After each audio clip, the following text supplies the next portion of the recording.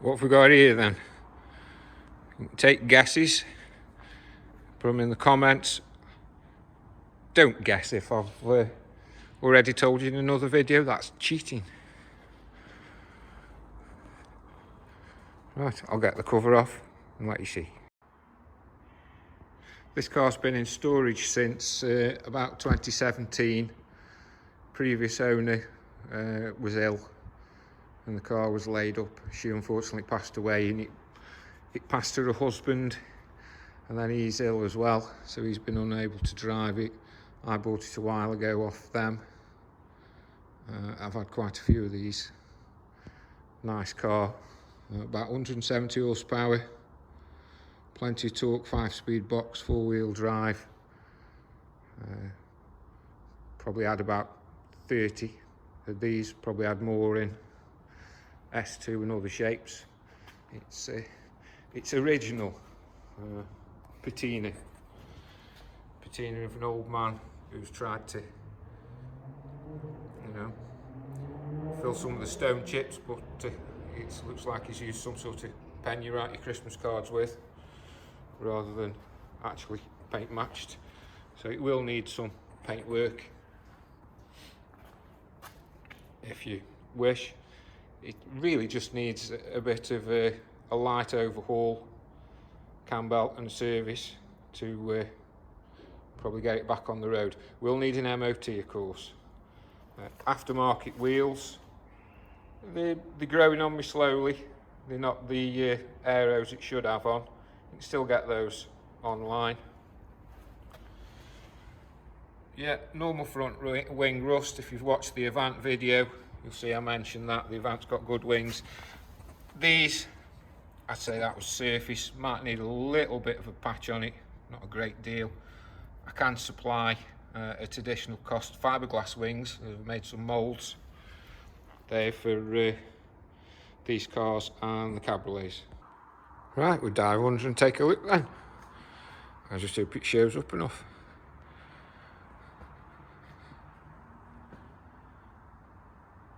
Independent front suspension,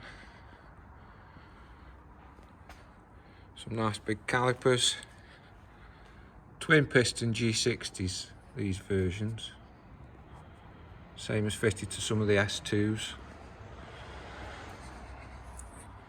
Pretty solid underneath.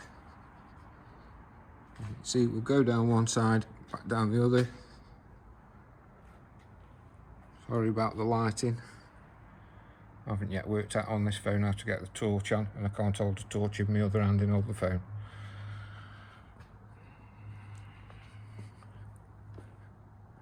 Here's a quattro one, of course, 20 valve 2309 twin cam, often referred to as the 7A. It's good on the sills underneath. If you're wondering why it looks a bit shiny on the suspension, it was, surface dirt and stuff like that on it.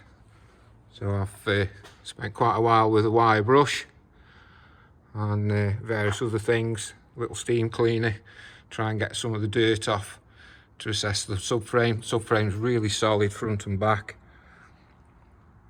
And then I've painted them with a special, I think it was for Land Rovers, like a rusty to rust converter. Not painted it because I wanted any customers to see what it actually looked like, and there was nothing hidden under the paint.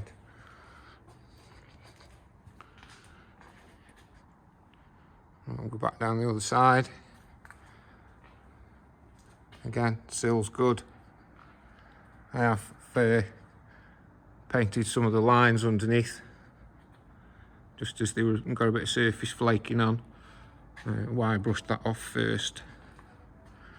And of course it's a later car than I usually deal with, so we've got cats. I can't quite see up the top of the engine bay, so I'll show you that one after, and we'll have a look at top side. Moving on, normal door rubber issue, normal old man way of solving the problem. Yeah, I'll put a self-tapping screw in. I've probably got some of those, we can sort something out for those. I am thinking of trying to make a fiberglass alternative as well. Plenty of tread on the tyres, but they're old, so I'd advise new tyres. Again, old man patchwork. Don't know if that's showing up on camera. The bumper does need painting. Very similar, of course, to the 3BS2 I've got over there that I'm building wide arches for. Earlier car, so of course it's got the orange rear indicators, not the red tinted ones. It's got an exhaust tailpipe. We've got water on the floor where my unit leaks in. Again, old man paintwork. There you go. Got all the badging. These lights appear to be good. Can't see any cracks. Plate might be good if you work in some sort of enforcement. We'll stay with the car. And then this is probably the worst bit of patchwork, but luckily it's only the bumper. The lower black sections you can try with the heat gun. I've tried it before. Fat fingers again. Tried with the heat gun. It works for a while. WD-40 on them, yeah, okay. The best thing I'd found was tyre dressing. Lasted quite a while. Paint shop that I've got next door, they know of a spray that's a textured spray that would probably work better. Rear arch otherwise seems pretty okay. Again, another scrape there. Again, sunroof car. Aerial's been taken off just while I have the cover on. I'll show you the cover after. Quite a good maker cover.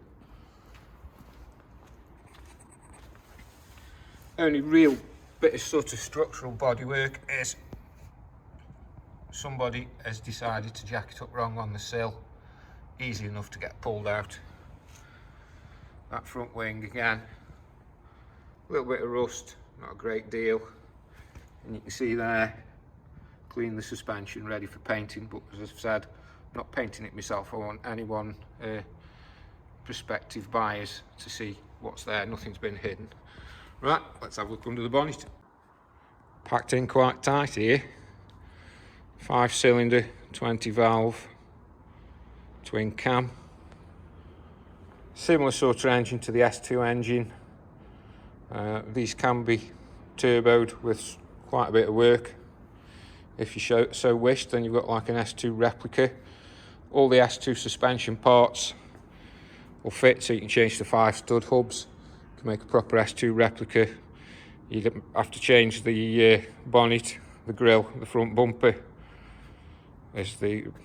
Some people call them the B4, and this is the B3. It's still a Type 89. But you've got some little differences to it. Has had a little bit of an engine bay clean. I like to see what I'm working on, and then if there are any leaks or anything like that, you've got a better chance of seeing where they're coming from. But this is pretty good. Nice and clean. The only thing I can see missing from the engine bay is the orange plug lead pulley. I'm sure you can get those online. Wouldn't be surprised if somebody isn't 3D printing one already. Ooh, a bit more upmarket. We've got foam under the bonnet. Wow. Again, the Audis don't break down light. Well, that one unfortunately is broken. Never ever, in all the over 150 Audis I've had, has ever one of those worked. Even checking bulbs and things still don't work. Headlights, indicators. Earlier car again, orange indicators not clear.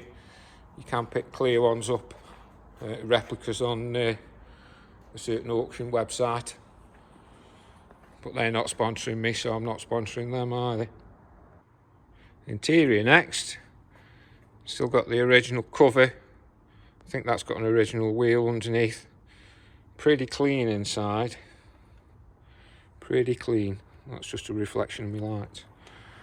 Got the parcel shelf with no speaker holes. I am thinking I've got a spare one of those. If anybody's interested in that and get enough orders, I will make some fiberglass parcel shelves, so then you can put as many speakers in as you want. Rams are good. Of course, being a quattro, if it'll show up, you've got your lovely heated quattro logo. On those nice frosty mornings when you're going for a blast, you can see that, and it actually defrosts the writing. Moving on to the rest of the interior, we've got the Lovitor 80 fake wood and the Lovitor 80 striped cloth. We'll need some corners. They always seem to go regularly. You can get them online. This is only 2 electric windows. You can get some S2s that have got opening side windows, but they're very rare, very expensive, and a bit of a pain in the to fit. Seats though, have a look at those. When was the last time you saw a seat as good as that in one of these early ones? Passenger seat just as good. Got oil and filter there ready for the new owner. Got a handbook. Got one of those lovely, rare, absolutely useless nowadays cassette holders. Don't know if anybody's still using a cassette player. Maybe the new owner of this one will, because ta-da, we've got a cassette player. Right, I better put the torch on. Look, it's all the dust there. Okay, we've got gauges. Usual, a bit of bleed on the clock. That's just my hand rubbing on the steering wheel. 141,000. I've looked at the old MOTs, stacks and stacks of old MOTs and bits of paper, receipts and whatnot with it, which all backs up the mileage. I think the last owner had the car quite a while. He'd had other Audis as well. There was photos he'd left in the documents for this, showing all the other Audis he's had.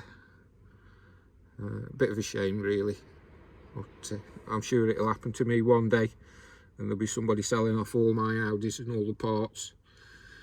But I don't want to think about that now. Let's look at the rest of the car. Again, that wonderful, wonderful fake wood. I think if I was keeping it, it'd have to be carbon skinned.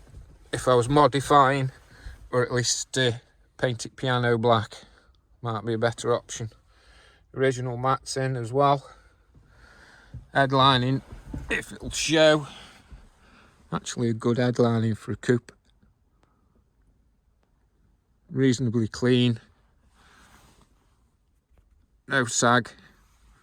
To be careful you don't leave your finger marks on. Again, these are earlier ones, they've got a pattern on. Later ones don't have the same, quite the same pattern. Don't know what that is. Oh, don't know who that is. Trot. Right. Interesting places.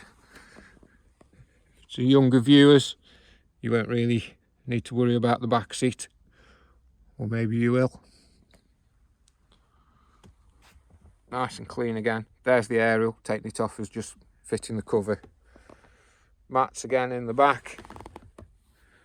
Nice and clean interior. Probably one of the best interiors I've ever seen in one of these cars. Probably won't see another one as good again.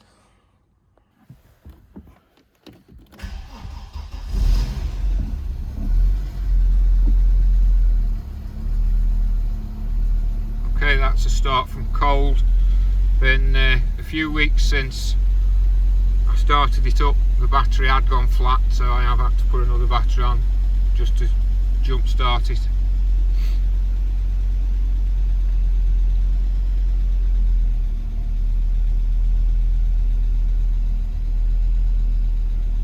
Only been on the ramp because I had nowhere else to put it. At one point I got that many cars, there was even one underneath it while it was up in the air. We'll get out now. I won't video getting out, it's not very videographic, photogenic. As with all Audis from cold, bit tappety. I think an oil change, a flush, a couple of oil changes, it worked wonders for it. Just hope you can hear me over the noise.